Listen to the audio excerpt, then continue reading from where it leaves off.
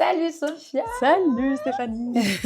Alors, je sais que par principe, comme j'aime bien expliquer, le diagnostic capillaire, ce qui est intéressant, c'est que ça nous permet de découvrir ton cuir chevelu et que tu puisses en apprendre un peu plus. Est-ce que toi, tu en as déjà fait? Oui, une fois. Une fois? Ouais. Ok. Et aujourd'hui, j'aimerais que tu puisses me dire ta routine capillaire et surtout, quelle est la problématique capillaire que tu rencontres pour que derrière, tu vois, que l'échange qu'on va faire ensemble sur le diagnostic capillaire soit vraiment pertinent pour toi, en fait. Donc en fait, j'ai une dermatite séborrheique depuis un certain temps.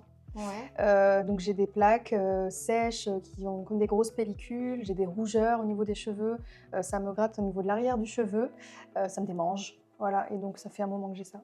Ça fait un moment que tu as ça? Alors, ce qu'on va faire, je vais commencer d'abord par, on va faire le diagnostic. Donc, le diagnostic, ça va me demander ton nom, ton prénom.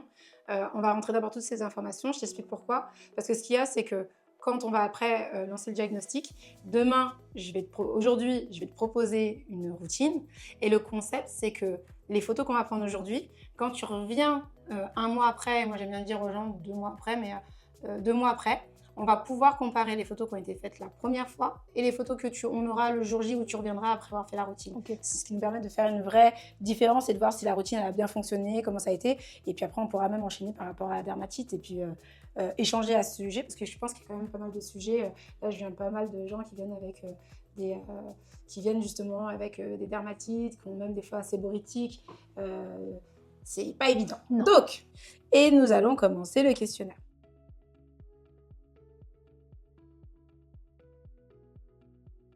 Et on partira sur l'état du cuir chevelu. Tu dirais que tu as les cheveux plutôt secs et sensibles. Je dirais sec et sensible et sec avec pellicule. Sec, alors dans ces cas-là, on va avoir sec et sensible. On va avoir la sensibilité, mais je mets sec. Et est-ce que tu as des chutes de cheveux en particulier ou pas? Quand même, hein, je trouve. À Beaucoup? mon avis. Ouais, à ton avis? Pour moi, oui. Ok. Eh ben, c'est sauvé. On peut y aller. Ah oui. Ok, on va attendre que ça se mette. Ok, donc là, dans l'étape, comment ça va se passer? Je vais prendre le cuir chevelu et la densité. Après, la prochaine étape, c'est les cellules mortes. On va voir la sensibilité, l'épaisseur de tes cheveux et on va voir l'état des follicules pileux. D'accord? Okay. Donc là, le concept, c'est que je puisse te prendre plusieurs images à différents endroits parce qu'il y a des endroits où finalement on peut avoir des informations et d'autres où on en aura moins. Tu vois? Oui. Donc, hop. Là, je vais prendre toutes les images, donc ne t'inquiète pas. Ouais, on voit quand même la sensibilité. On voit la sensibilité. Et ton cuir chevelu, il est sec. Hein. Est-ce que des fois, tu fais des bains d'huile un peu ou pas du tout? J'en fais plus par rapport à la dermatite. Ce que je veux dire par là, après, comme on disait, quand tu fais de la dermatite, la dermatite ne supporte pas les huiles grasses, oui. Tu vois, mais tu peux aller mettre de l'huile sèche. Parce que notre cuir chevelu, tu sais, c'est comme la peau. La peau, à partir plus elle a de la sécheresse, plus... alors en plus, ce qui se passe, c'est que les gens ont tendance à hydrater le cheveu, mais oublient totalement le cuir chevelu. Alors que vraiment, comme je dis souvent aux gens, si tu veux avoir des beaux cheveux, la base, c'est le cuir chevelu. Là, je suis sensible. On n'a pas la même texture. La même sensibilité dans tout le cuir chevelu, en fait? Non, je peux être sensible que derrière. Que derrière. Et c'est pour ça que quand on fait un diagnostic, une personne ne peut pas te faire un diagnostic capillaire qu'à partir d'un seul endroit. C'est pas possible. Là, tu vois là, carrément, ah oui. C'est tellement rouge qu'on en voit même des vaisseaux sanguins. Ah, wow. Alors que je vais aller te montrer, je vais aller prendre une autre photo dans un autre endroit, que certainement tu dois peut-être gratter, mais gratter beaucoup moins. Je vais te montrer. Tu vois, on voit quand même de la sensibilité, mais beaucoup moins. Donc là, après, maintenant, je t'explique. On va les regarder. Je vais prendre une photo. Et sur la photo que je vais prendre, ça va me donner à peu près l'épaisseur de ton cheveu. Tu vois, ce qui est bien, cet appareil, c'est qu'il peut te donner l'épaisseur du cheveu.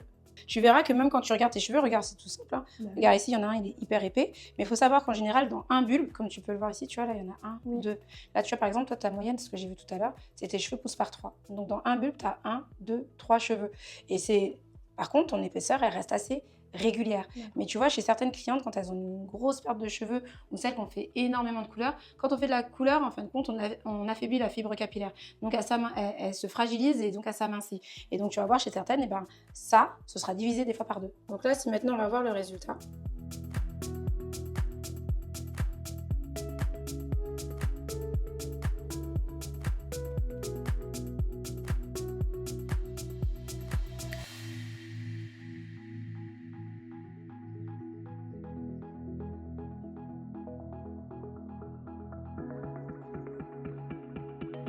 Ok, Donc en gros, si on doit résumer, en termes de routine, ce serait quoi? Moi, de base, tu es sur une routine cheveux frisés. Donc en général, dans la routine cheveux frisés, j'ai envie de dire, dans le coiffage, tu as un lait capillaire, tu as le définisseur de boucle. Et la brume. Ça, c'est bien pour les frisottis. Tu sais, quand tu veux faire ton refresh, ce serait vraiment les 3 que j'aurais mis. D'accord? Ça, c'est les 3. Le leave-in, c'est très bien, ça scelle les écailles. Et ça aussi, tu peux le mettre sans aucun problème.